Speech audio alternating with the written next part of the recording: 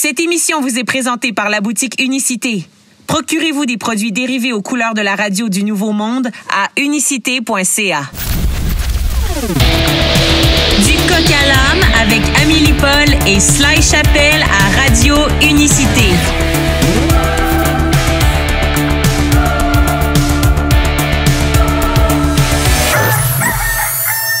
Amélie, tiens-toi bien, j'arrive! Ouais, au secours! Bon jeudi, tout le monde, au secours. Comment ça, au secours? Je sais pas pourquoi cette émission-là, je suis contente d'en apprendre davantage sur Diane Dufresne, mais je la connais peu. Donc, je me dis... Mais qu'est-ce que je vais dire? Je connais pas grand-chose sur elle. Mais quelle belle occasion. C'est vrai que c'est pas notre époque, hein? Pour mettre les gens en contexte, on souligne les 50 ans de l'album Tiens-toi bien, j'arrive. C'est le premier album et tout un album marquant pour la carrière de Diane Dufresne. Alors, moi, j'étais pas là non plus il y a 50 ans, mais j'adore découvrir et redécouvrir l'œuvre de quelqu'un et on a décidé de le mettre en valeur, cet album-là, parce que c'est un chef-d'œuvre québécois, d'une grande diva québécoise. Ouais. Ça fessait dans le dash, là. Elle arrivait, puis le titre dit tout. Tiens-toi bien, j'arrive. Ça, c'est clair. Exactement. C'était très prophétique à l'époque. De dire ça, en fait, c'était très audacieux là, de la part de Diane Dufresne. Elle est très controversée. La Madonna du Québec, elle a révolutionné la culture musicale ici, ça, c'est clair. Oui, et l'affirmation de la femme aussi, je trouve. Hier, on parlait de Erotica de Madonna. C'était célébrer la sexualité sous toutes ses formes. Mais Diane Dufresne a collaboré beaucoup au pouvoir de la femme, l'expression de la femme. Alors, je trouve ça intéressant. On va en parler plus tard. Bon jeudi, tout le monde. Quelle intro, hein? 24 octobre, aujourd'hui, on arrive à la fin du mois et on a une belle semaine, un beau mois d'octobre, je trouve. Il fait beau, il fait chaud. Alors, j'essaie d'en profiter le plus possible. Je sais pas, toi, tu étais occupé aussi. On est très occupé, mais mon Dieu. Oui, c'est difficile, mais il faut prendre le temps. J'allais dire, il faut se forcer. Je trouve ça négatif comme formule de phrase. Oui, prendre le temps, vivre le moment présent. J'espère que vous trouvez le temps aussi pour vous de se ressourcer, pour se faire du bien. Je trouve ça important. Il faut prendre soin de soi. Sinon, qui va le faire? Avant le fatidique mois de novembre. Ah, là, toi. Moi, je suis née en novembre. Non, mais c'est vrai que tout le monde est déprimé. J'aime les fêtes, mais aussi, je l'aime au mois de novembre, moi. Le côté positif du mois de novembre, c'est que tranquillement, là, on commence à entendre parler de Noël. Puis bon, tu sais que je suis pas une grande fan de Noël, mais j'aime la musique de Noël puis l'ambiance autour de cette fête-là. Alors, la musique de Noël, ça amène une petite nostalgie. Des petits films cucu là, de Noël sur Netflix là, vont sortir. C'est le fun, ça. Avec un bon lait d'avoine chaud, m'étouffler dans une doudou avec tranquillement. Tu vois, pour moi, c'est ça, le mois de novembre. C'est un moment pour prendre soin de soi, regarder des films, faire un peu de ménage aussi avant l'automne. Bon, tu sais, on ramasse on ramasse les feuilles. C'est pas très bon de ramasser les feuilles, finalement, parce que la terre se nourrit. Absolument. C'est ça. fait. J'ai appris ça. Oui. Il faut attendre au printemps pour ramasser les feuilles. Donc, tu vois, cette idée-là de les ramasser à l'automne, c'est contre-productif. Ben, tu sais-tu, moi, parce que, dans le fond, quand je te dis ça, c'est que ça me rappelle mon enfance où on faisait des gros tas de feuilles. Oui. Puis là, on sautait dedans. Et puis, laisse-moi te dire que juste Brutus, quand je vais le promener, quand il marche dans les feuilles, tu devrais voir sa face comme le bruit que ça fait, ça le surprend toujours. Oui, puis il aime ça, puis là, il gratte, puis là, tu vois les feuilles revoler, puis là, il s'amuse, puis il essaie de manger les feuilles qui revolent. Mais ça dit tout, hein? Les animaux et les enfants, on aime ça, les feuilles mortes, puis sauter dedans. Mais tu sais, c'est fait pour que ça fasse un tapis, pour protéger le sol de la neige durant l'hiver, mais en plus, les feuilles qui se décomposent, c'est plein de minéraux, nutriments qui retournent à la terre pour enrichir le sol. Ben oui, moi, je savais pas ça avant. Fait que, mais de toute façon, on laisse les feuilles. J'ai-tu le temps de ramasser les feuilles? Non, on n'a pas le temps. Ça me convient. Mais de les laisser faisons là. confiance à la nature, tu sais, elle est parfaite, là. Voilà, c'est comme les pissenlits au printemps, faut pas les couper. C'est ça, il y a une Les gens raison. n'aiment pas ça, les pissenlits, mais c'est la façon dont les abeilles peuvent se nourrir. Moi, c'est ma fleur préférée. Et en plus, j'en mange des fleurs de pissenlit. Ben, c'est très bon Mais pour la c'est digestion. bon. Mais je prends peut-être pas celle sur le bord du chemin, mais dans la forêt ou tu sais, quand il n'y a pas trop de pollution. Parce que Brutus lui pisse là-dessus.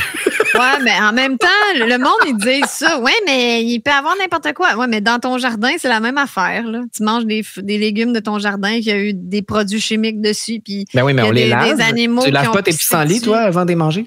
Non, mais c'est des nutriments. Même des fois, s'il y a tu sais, on se dit, ouais, mais il y a peut-être des bébites là-dedans. Ben justement, moi, je suis vegan. Fait que ça me fait du bien de manger Tu un manges peu les de bébites? protéines animales.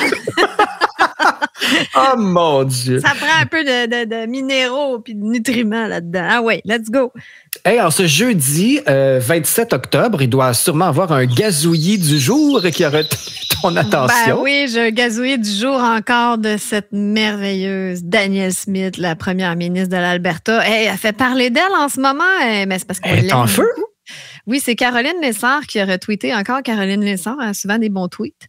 Pourtant, je suis beaucoup de monde sur Twitter, mais souvent, c'est les mêmes qui reviennent. En tout cas. Es-tu en train de te faire dépasser? Là? Toi, tu étais la reine du tweet. Là, puis, non, je pense que Caroline m'a battue. Ah oui? Vas-y donc. Non, c'est la première ministre de l'Alberta, Danielle Smith, s'en prend à Klaus Schwab et au Forum économique mondial. Et puis là, elle dit, jusqu'à ce que le Forum économique mondial cesse de se vanter du contrôle qu'il exerce sur les dirigeants politiques, je n'ai aucun intérêt à m'impliquer avec lui. Donc, elle fait un pied de nez, en fait, au Forum économique mondial en disant, moi, je m'occupe des problèmes des Albertains et de la condition des gens en Alberta. Donc, sacrez-moi patience. C'est un peu ça qu'elle dit, finalement. Bon. Elle est tellement hot, cette femme. Hey, On elle déménage. elle a plus de couilles que... Ben, j'allais dire que ben des hommes, mais de tous les hommes, parce que là, j'en vois pas au Canada qui se tiennent debout. Alors, elle a pas plus de couilles, elle a pas mal plus d'ovaires. Puis, en ce moment, on a besoin d'ovaires parce qu'on dirait que c'est les femmes les pionnières du Nouveau Monde. Je sais pas si tu vois ça aller, là. Mais moi, je pense que avec cet exemple-là, oui, je le vois. Ça me donne le goût de déménager là-bas. Moi aussi, pour vrai. J'aime bien l'Alberta, j'aime les Albertains. Qu'est-ce que je fais ici? C'est beau là-bas. Ouais, qu'est-ce qu'on fait ici? En tout cas, on va voir aussi ce que notre bon gouvernement nous réserve comme surprise cet automne. Mais, en tout cas, les cas ont l'air augmentés. Là. Je ne sais pas où ça s'en va. Vas-tu fêter Noël? J'ai même pas le goût d'embarquer dans leur délire, mais je trouve ça rafraîchissant que tu nous partages ce gazouillis-là de l'Alberta. J'espère qu'elle va être entendue, cette première ministre-là, et que les gens vont suivre son exemple. C'est bien de partager, je trouve, ses tweets, puis que ça voyage le plus possible. Moi, je l'ai partagé, en tout cas, puis j'ai partagé beaucoup de petites vidéos de Danielle Smith pour qu'il y ait le plus de visibilité possible et que les médias, à un moment donné, aient l'air ridicule de l'ignorer. Et puis, comme le cas de Dr Perron qui a gagné sa cause là, par rapport à l'ordre des médecins. Je ne sais pas exactement toute l'histoire, mais finalement, il a gagné à tous les niveaux, puis personne n'en parle. Mais quand il a été radié de son ordre, je ne sais pas s'il a été radié, comme je dis, je ne connais pas beaucoup le dossier, mais quand c'était pour... Il chie dessus. Là, ils en ont parlé partout. Mais là, maintenant qu'il est lavé, sa réputation est intacte. Là, personne n'en parle. C'est frustrant de voir ça. Ben, frustrant. Ben, c'est typique. C'est typique. Ça, quand les gens gagnent leur cause en cours, ça fait jamais les gros titres, ça fait jamais les manchettes. Mais quand ils sont accusés, ben là, ça beurre épais. Ben, exact. C'est ça. Partageons la vérité, mes amis, ou du moins ce qui résonne comme la vérité pour nous. Là. C'est pas toujours noir et blanc, mais... non, la vérité est parfois brutale. C'était mon gazouillis du jour. Merci, Amélie. Es-tu prête maintenant?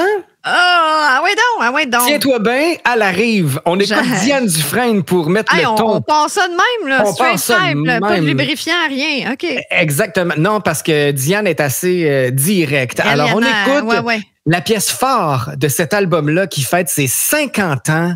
Tiens-toi bien, j'arrive. Diane Dufresne à Radio Unicité. Non, mais ça commence-tu en force, ça? Tiens-toi bien. Mais c'est insupportable, cette toune. Tu trouves? Ben, c'est vrai que... Ah non, c'est insupportable. Je comprends pas. C'est-tu le premier single qui a été lancé? Est-ce que c'est le premier single? En tout cas, ça a dû question, faire un scandale, ça, parce que, je veux dire, à l'époque, même aujourd'hui, c'est assez dérangeant. À l'époque, ça devait être la fin des temps. Là. Je veux dire, ils ont dû rire C'est sûr que c'était tellement original que ça a dépaysé là, beaucoup de gens, autant dans l'industrie, là, les médias, les décideurs, que le public, parce que c'était... je sais même pas comment... Un nouveau son, c'est complètement... Ben, c'est une façon de chanter. C'est évident, on en parlait avant l'émission. J'avais lu que Diane Dufresne, elle avait assisté à un spectacle de Janis Joplin. Elle a dû venir au Centre Bell, au Forum, j'imagine. À l'époque, oui, au Forum. Oui, c'est ça. Et puis là, ça a été la révolution pour Diane Dufresne. Puis elle s'est dit, là, moi, c'est ça que je veux, là. Absolument. Ça a été révélateur pour elle. Ouais, c'est ça. Fait qu'on le voit, l'influence. Mais écoute, je pense que ça a beaucoup plus marqué une chanson comme J'ai rencontré l'homme de ma vie. C'est beau, c'est plus digeste que Tiens-toi bien, j'arrive. Ouais, en effet. Ben, oui, mais moi, j'arrive, je viens, j'arrive. Puis, tu sais, je veux dire, là, c'est quoi... Luc Plamondon, c'est lui qui a écrit cette tune-là, puis je me dis, il a écrit des textes tellement extraordinaires, puis là, il arrive avec ça. C'est sûr que une symbolique, quelque chose là, mais je ne l'ai pas catché, comprends-tu? Bon, moi, je trouve ça divertissant, puis je trouve ça, justement, ça dérange, donc ça capte notre attention. C'est paru ces jours-ci, en 1972, donc ça fête son 50e anniversaire. C'était le premier album de Diane Dufresne, donc est-ce que c'était un titre, dans le fond, très prophétique, parce que il fallait bien se tenir, en fait, pour... Tiens-toi, ben, j'arrive. Mais apparemment que c'est un album de libération. Puis pour elle croyait que ça allait peut-être être la fin, tu sais, comme le début, la fin, là, immédiatement, mais elle a fait à sa tête, puis c'est ça qu'elle voulait. Et pourtant, ben, ça a été le commencement de sa carrière, d'une grande carrière. Puis elle a révolutionné. Elle a dépassé les frontières du Québec, je crois, Diane Dufresne. Ah oui, elle est connue aussi en France, dans plusieurs pays francophones d'Europe. Oui, ça a voyagé. Elle a énormément de succès par la suite. Des dizaines et des dizaines d'albums ont suivi. Donc, c'est pour ça que je dis un peu, c'était prophétique dans le sens que, tiens-toi bien, j'arrive. C'était révélateur. Là. C'était, attention, je suis là. Puis, oui, c'est tiens-toi bien, je suis là. Mais c'était un phénomène même du côté anglophone, il en parlait. Là. J'ai vu un reportage sur elle qui était en anglais, donc c'est très intéressant que quand tu transcendes la langue... Puis là, on parle c'est quand même français. Oui, c'est pas l'inverse, l'anglais au pays des francophones. Au personnage complet, là, qui était tellement original, qui était tellement excentrique. Il y avait personne comme elle. Surtout, il faut reculer d'il y a 50 ans. C'était comme, mon Dieu, elle vient d'où cette femme-là? On a ri d'elle, on s'est moqué vraiment d'elle. On disait même que c'était une folle, c'était une hystérique. Mais là, quand tu écoutes cette tune-là, c'est sûr que tu dis ça, c'est une folle. C'est probablement sa plus hystérique. Là, non, il y a eu... moi, j'ai adoré, c'est pas de cet album-là, mais ma chanson fétiche, là, ma chanson préférée de Diane Dufresne, c'est le Parc Belmont. Mais quelle belle œuvre! J'ai adoré ça. Je me reconnaissais un peu là-dedans. Moi, j'adorais le Parc Belmont quand j'étais jeune, quand j'étais tout petit. C'était un peu l'ancêtre de la Ronde. Mais moi, c'est ce que j'ai connu en premier. Avant d'aller à la Ronde, mes parents m'avaient emmené au Parc Belmont. Ben oui. Hey, mon Dieu. Mais moi, je la connais pas, cette tune-là. Je suis sûre que je l'entendrais puis je la reconnaîtrais, mais c'est-tu genre fucké comme ça, là? À crier et tout ça? C'est plus lent. C'est plus accessible. Mon Dieu, tu connais pas le Parc Belmont, c'est une des plus belles œuvres de Diane Dufresne. Je pourrais aller l'écouter. Écoute, après l'émission, il faut absolument que tu écoutes ça, le Parc Belmont. C'était sur un autre album un peu plus tard, là, mais moi, ça m'avait marqué. Tout ça pour dire que elle a vraiment pavé la voie aux femmes de son époque parce que c'était vraiment J'allais dire un statement, là, parce que tu dis ça souvent. Comment on dit ça en français? Une affirmation. Une affirmation. Ben oui, c'est un album d'affirmation. C'est justement, là. Ouais, de libération, affirmation, un statement quasiment féministe en même temps. Oui. Et c'était de cette époque-là, je pense, les années 70. Il y avait beaucoup d'affirmations dans ces années-là. Je trouve, c'était l'époque un peu hippie. On parlait beaucoup de liberté. Oui, puis elle avait. Je n'étais pas là. En fait, je suis né en 76, mais. Je ne sais pas si tu connais la chanson J'avais 2 amants sur cet album-là. Oui. Ça dit. Oui. Moi, je la connais pas, la toune. J'ai fait beaucoup de recherches. C'est parce que j'ai écouté les tounes que tu voulais jouer. Celle-là, tu n'avais pas parlé de la jouer, donc c'est pour ça que je ne l'ai pas écoutée. Mon Dieu. Non, mais j'aurais pu parce que c'est une magnifique chanson. J'avais 2 amants. Mais mon point, c'est que c'est symbolique aussi de ça, là, du début des années 70, puis l'émancipation de la femme. Oui. Christy avait 2 amants, la femme, là, tu sais. Ben oui, mais c'était très peace and love là, dans les années 70, la liberté, tout ça. Donc moi, ça me surprend pas. Il y a beaucoup de chefs-d'œuvre sur cet album-là. On parle d'une équipe très, très, très solide à la production de cet album-là. Il y a Luc Plamondon qui a collaboré à plusieurs textes et François Cousineau, un excellent compositeur, pianiste, réalisateur. Donc, ce trio-là a fait de la magie. Je trouve que c'était révolutionnaire, c'était unique. Eux autres, ils devaient se taper des tripes, là, c'est sûr, pendant la composition. C'est une théorie du complot. C'est une théorie du complot, oui. Ils ont fait ça, je l'ai bien raide. Je sais pas, je les imagine partir sur des tripes puis des buzz, d'écrire des tunes, puis là... tu sais, je veux dire, c'est sûr que c'était une aventure pour eux autres, là, composer ça, ce trio-là. C'est clair. Mais c'est sûr qu'il y avait une chimie, ça a fonctionné. Ça a fonctionné. On parle encore de l'album 50 ans plus tard. Et puis, la chanson, même pour les gens qui ne connaissent pas beaucoup l'œuvre de Diane Dufresne, comme moi, là, qui ne connaissaient pas trop, la chanson « J'ai rencontré l'homme de ma vie », c'est quand même un classique, puis une super belle chanson encore aujourd'hui, une mélodie originale. C'est une chanson qui marque une génération, là. Parce qu'aujourd'hui, souvent, on dirait que la musique manque un peu de saveur. En général, il y a des exceptions.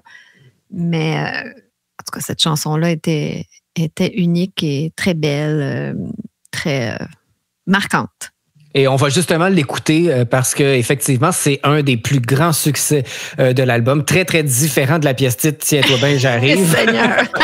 Alors on écoute. J'ai rencontré l'homme de ma vie, Diane Dufresne, pour souligner les 50 ans de son premier album à Radio Unicité. C'est vrai que c'est beau, hein, cette chanson-là. J'ai rencontré l'homme de ma vie, une chanson phare de Diane Dufresne. Avec le petit son de banjo, je sais pas quel instrument là, mais c'est cute, tu sais. C'est vraiment... Ça n'a rien à voir avec « Tiens-toi bien, j'arrive ». Là, les auditeurs sont une voix venus... un peu plus posée, une voix... Les auditeurs, ils avaient quitté pendant « Tiens-toi bien, j'arrive ». Là, sont revenus. Ben, c'est vrai que, écoute, ça crie, hein? Ça crie. Ça crie, puis on dirait que ça mène nulle part. J'aurais aimé voir la réaction des gens il y a 50 ans quand c'est sorti, ça. Mais c'était juste les peu moutons noirs qui ont dû adhérer, qui ont dû dire « Ah, wow, elle est hot. Elle, ça, c'est une artiste. Ça, c'est une artiste révolutionnaire. » C'est sûr qu'elle a fait rire d'elle. Ben oui, c'est ça que je t'ai dit tantôt. On s'est moqué d'elle. On pensait que c'était une folle. Mais moi, j'aime la folie des gens quand c'est...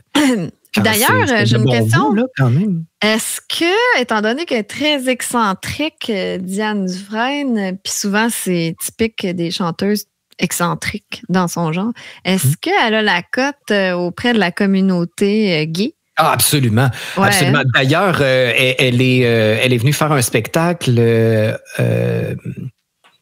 cet été.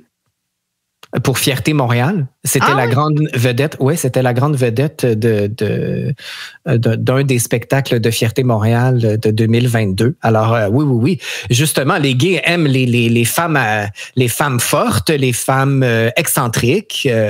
Donc, Diane Dufresne, c'est une femme à costume. Hein. On l'a vu dans plusieurs de ses spectacles. J'aimais bien son petit chapeau, là, genre son chapeau type magicien. Mais elle avait tout le temps des costumes bizarres, puis ça faisait sa signature, puis elle a réussi à faire parler d'elle. À l'époque de son spectacle Magie Rose au Stade olympique, tu vois, elle a tellement marqué le Québec. Je pense que c'était une des premières artistes, c'était la première artiste à se produire au Stade olympique. Oh, wow! OK, première artiste québécoise, tu veux québécoise, oui. Je trouve que dans sa façon de bouger sur scène, tout ça aussi, elle a un petit peu des influences de Robert Charlebois. Comme une Robert Charlebois féminine, mais plus fuckée. Oui, aussi de la même époque. Mais au niveau féminine, justement, il n'y avait pas vraiment de référence au Québec. Là. Donc, c'est pour ça que ça avait surpris et choqué autant. Ça a été marquant. Ça a été vraiment marquant par cette originalité-là et les gens savent peut-être pas, dans ma petite recherche, j'ai découvert ça, que, en fait, on serait porté à croire que c'est pas nécessairement une chanteuse à voix puis à cri. Un peu comme Lulu Hughes nous expliquait pour Janis Joplin, donc elle avait une grande technique, là, puis c'était une très bonne chanteuse. Puis c'est la même chose pour Diane Dufresne. Elle avait une grande maîtrise vocale, puis elle a suivi des cours de chant à Paris. Elle a été à Paris étudier le chant et l'art dramatique. D'ailleurs, elle a fait un choix artistique en chantant en joual. J'imagine que c'est Luc Plamondon qui l'a amené à chanter en joual. En tout cas, c'est le trio pendant un threesome. Là, c'est un trip de je sais pas quoi qui ont décidé ça dans ce forêt. Mais ils ont fait un choix artistique qu'elle chante en joual parce qu'elle parle très bien. Là. Elle a étudié le chant à Paris. Oui, c'était une démarche artistique. Mais moi, Diane Dufresne, je trouve qu'elle a un registre très, très large, un contrôle vocal absolument incroyable. Puis on voit la différence entre une chanson comme Tiens-toi bien, j'arrive, où c'est plus criard, et J'ai rencontré l'homme de ma vie, qui c'est beaucoup plus doux. Donc, on voit vraiment les opposés, les extrémités au niveau de sa technique vocale. Et c'est ça la beauté de Diane Dufresne. Même un peu plus tard, là, dans Oxygène, on entend un autre aspect vocal de Diane. C'est large. Mais c'est intéressant parce que c'est vraiment Oxygène, sa chanson signature. Pour les gens qui la connaissent pas beaucoup, quand on pense à Diane Dufresne, on pense à Oxygène. Moi, je savais pas que c'était pas sur son premier album. C'est comme son plus gros succès. Après. Ouais, en fait, les gros succès, on dirait qu'ils sont différents pour chaque personne parce que ça dépend de quelle époque ils ont vécu. Alors pour vous, c'est peut-être J'ai rencontré l'homme de ma vie, puis pour quelqu'un d'autre, c'est Oxygène. Pour moi, c'est Le Parc Belmont. Alors je sais pas. Les chansons que je connaissais d'elle, c'était Oxygène, Tiens-toi bien, j'arrive, puis J'ai rencontré l'homme de ma vie. Mais par exemple, sur cet album-là, j'avais jamais entendu en écoutant Elton John. Ah, c'est une autre belle chanson, oui, de cet album-là. Ben oui. Je sais pas si celle-là, tu voulais la présenter. Oui, est-ce qu'on écoute ça tout de suite? On pourrait bien. Parce que j'avais pas fait d'ordre en particulier, mais il y a tellement de chansons que je voulais... il y a tellement de chansons, je m'en allais... C'est parce qu'on parlait de sa façon de s'exprimer en joual québécois, très québécois. Là, moi, ça me faisait penser à la chanson le Ril pour rire. Je connais pas ça. Oui, je voulais vous faire entendre ça. Mais on peut y aller en écoutant Elton John. Tiens. Vas-y, comme tu le files, mon Sly, je te suis. Bon, alors on écoute ça. En écoutant Elton John, Diane Dufresne, pour célébrer les 50 ans de l'album Tiens-toi bien, j'arrive à Radio Unicité. C'est une chanson qui a marqué cet album-là de Diane Dufresne. Tiens-toi bien, j'arrive. C'est en écoutant Elton John. Je vais te faire une confession, Sly. J'aime mieux écouter une bonne toune de Elton John. Ah oui? Que cette toune-là. J'aime bien Elton John. Je ferais bien un spécial Elton John, d'ailleurs. Ah, ben pourquoi pas, si ça nous inspire ça. Mais ça a quand même eu beaucoup de succès, ça, en écoutant Elton John. Ouais. Tu vois, j'avais jamais entendu ça de ma vie. Mon Dieu, au secours. Ben, c'est sûr que c'est pas vraiment ton époque, mais au moins toi tu non connaissais... plus, on a le même âge. Ouais, mais c'est parce que moi, j'avais un intérêt envers Diane Dufresne, puis je l'ai vu en spectacle aussi, fait que peut-être que ça aide à connaître un peu plus son répertoire que toi.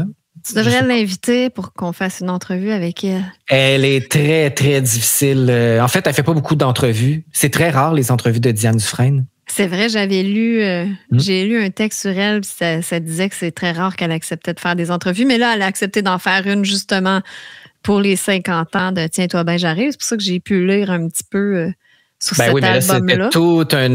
C'était tout un événement. Et c'est un album qui s'est écoulé à plus de 100 000 exemplaires au Québec. Donc, à l'époque, là, c'était vraiment beaucoup.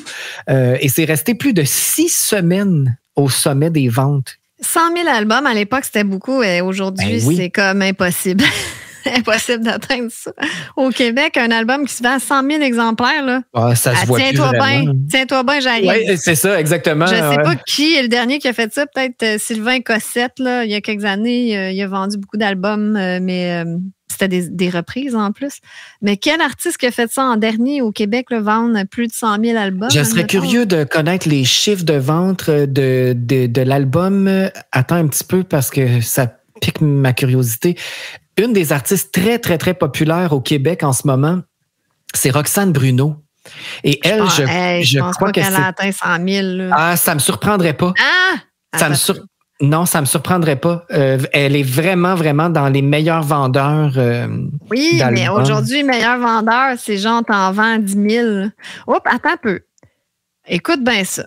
Roxane Bruno a de quoi être fière aujourd'hui. De passage sur ce plateau de Star Academy dimanche soir, la chanteuse s'est vue décerner une plaque commémorant la vente de plus de 100 000 copies de ses albums. Attends un peu. Dysphorie et acrophobie. Donc, c'est 2 albums. Ah, OK. Donc, c'est pas pour un seul album. C'est ça. Mais quand même. Cela dit, si elle était à Star Academy, je sais pas si elle est signée avec la même gang, mais souvent, ce qu'ils font, eux autres, là, c'est que ils achètent des albums pour faire mousser le nombre de ventes. Au Québec, ils se font des gamiques. Oui, mais à ce moment-là, ils faisaient peut-être pas ces gamiques-là. À Star, ils font ça. Les grosses boîtes, ils achètent des albums pour le faire monter dans le palmarès. Ouais, mais ça existe depuis le début des temps. Il faisait-tu, mettons, dans le temps de Tiens-toi bien, j'arrive? Là? Ah, je suis certain.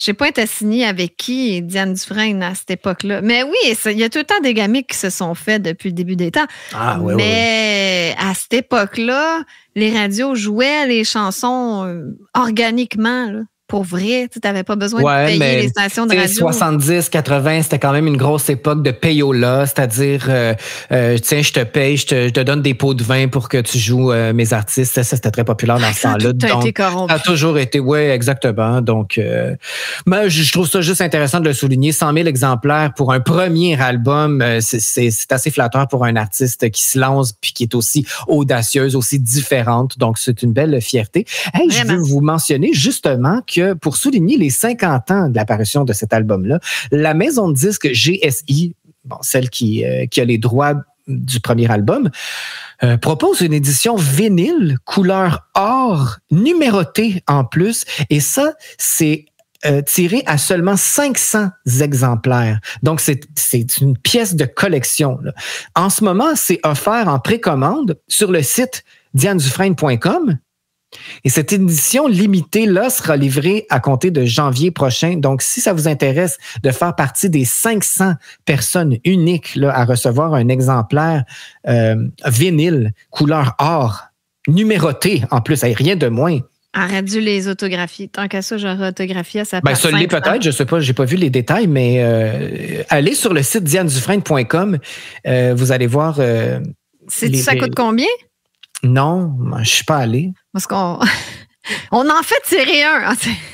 Non, ça doit être difficile. Là, avance-toi pas parce que tout à coup, ça coûte 1000 $. Non, moi aussi, mais ça ne veut pas dire que peut-être sont toutes vendues. Tu sais. Mais c'est intéressant, la pochette de cet album-là aussi, parce que moi, j'aime toujours... c'est très vintage. Ça fait... elle a utilisé un peu le look old school, on dirait début des années... à 1920, je ne sais pas trop, avec... une vieille valise, puis elle attend un train, de toute évidence.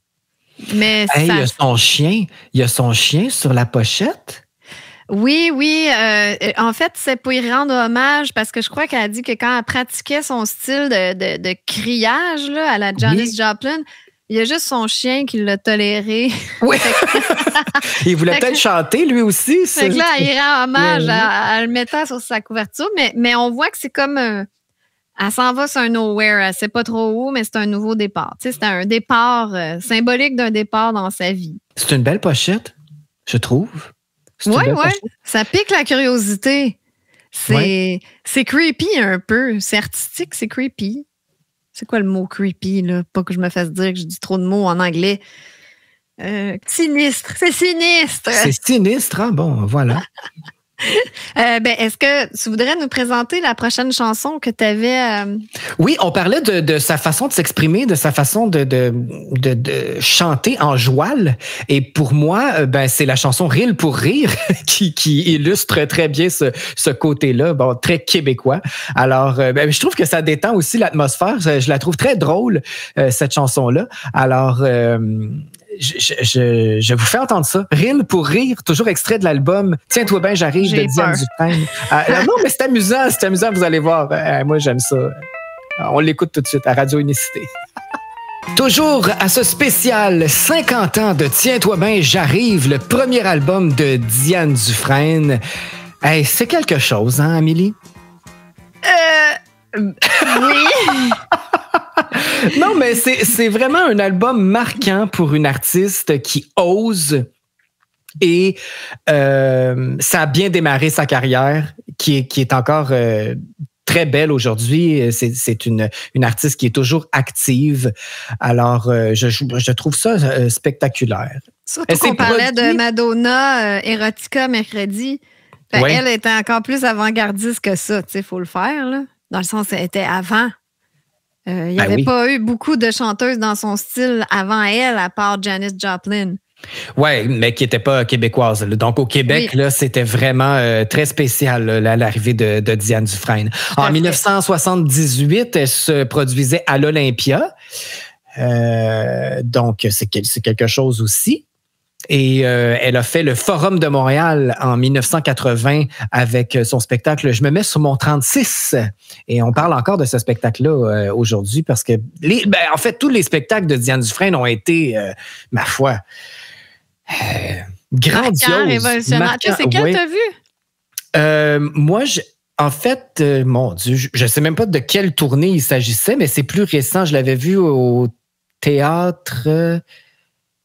OK, c'était plus vieille, là, c'était pas dans ces... c'est clair que t'étais pas né dans ces années-là. Mais c'était pas, mettons, les années 80. Non, c'est... Oh, mon Dieu, c'était au début des années 2000 que je l'ai vu. Il y avait un théâtre sur la rue Saint-Laurent. Puis, est-ce qu'elle en fait encore, là, à 77 ans, elle doit plus faire de show? Oui, je t'ai dit qu'elle avait fait Fierté Montréal cet été. Vrai. Mon Dieu, elle est incroyable, cette femme. Oui. Elle est encore très active, c'est ça que je disais. Pourtant, donc, c'est une carrière incroyable. Donc, elle a le feu sacré encore, elle là. Je sais pas, je l'ai pas vue récemment, je sais pas de quoi elle a l'air, mais elle doit être bien conservée. Des fois, la folie, ça conserve jeune.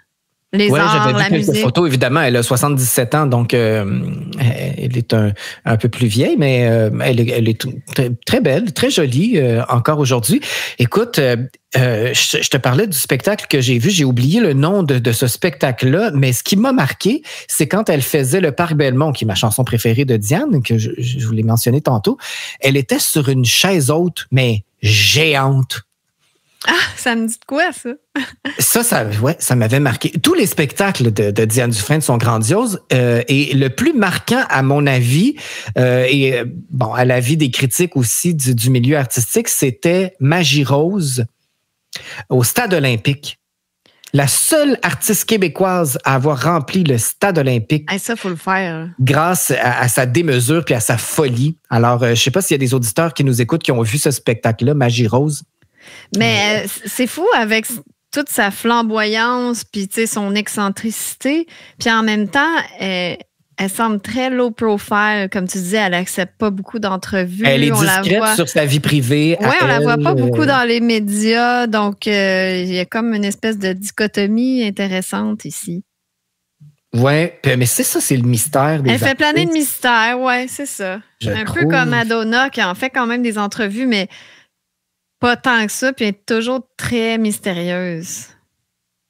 Elle a cette espèce de personnage mythique. Elle se comporte pas comme... souvent, les artistes aujourd'hui, ils se comportent comme monsieur, madame, tout le monde. Elle garde ce caractère-là très... iconique. Voilà. Et théâtrale, c'est vraiment une femme qui est extravagante. Donc, moi, ça me rejoint beaucoup parce que j'aime les femmes fortes et théâtrales. Alors, pour moi, c'est notre Madonna du Québec.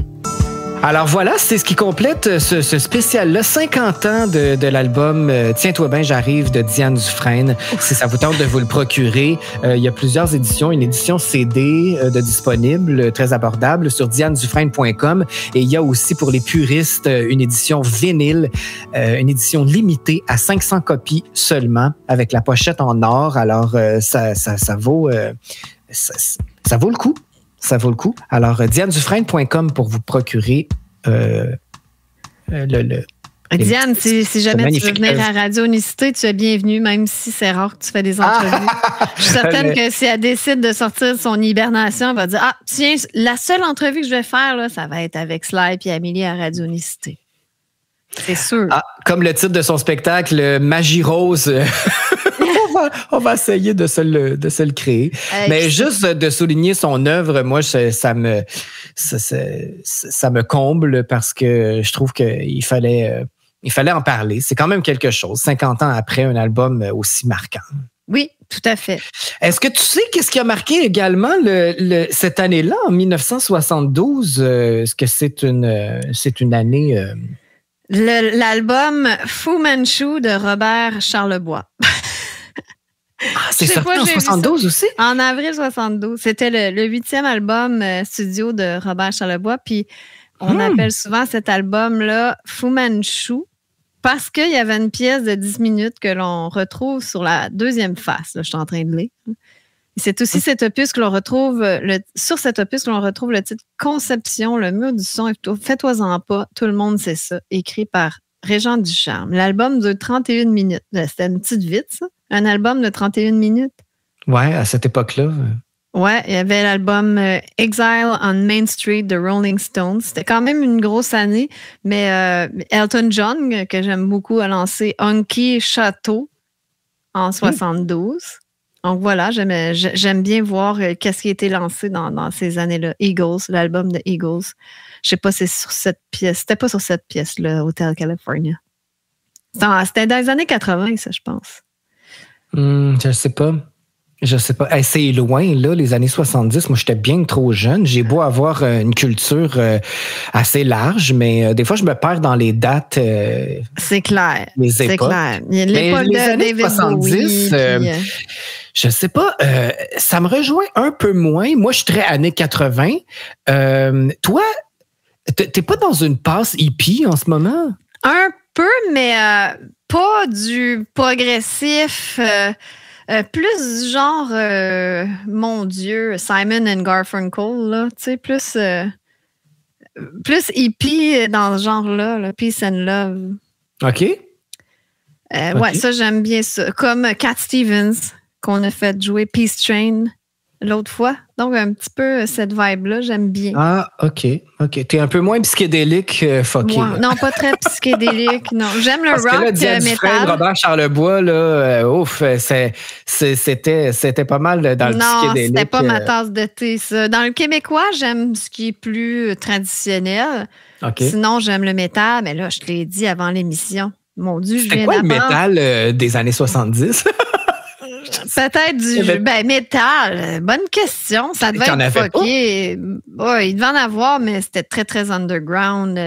On était plus dans du rock progressif puis des tunes qui durent 10 minutes avec des génies de la musique. Là. Ah oui, avec Pink Floyd. Là, ouais, c'est ça. Il y a un album qui est sorti.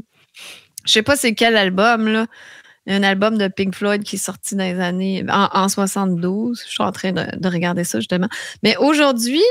Deep Purple Made in Japan qui est sorti en 72 aussi.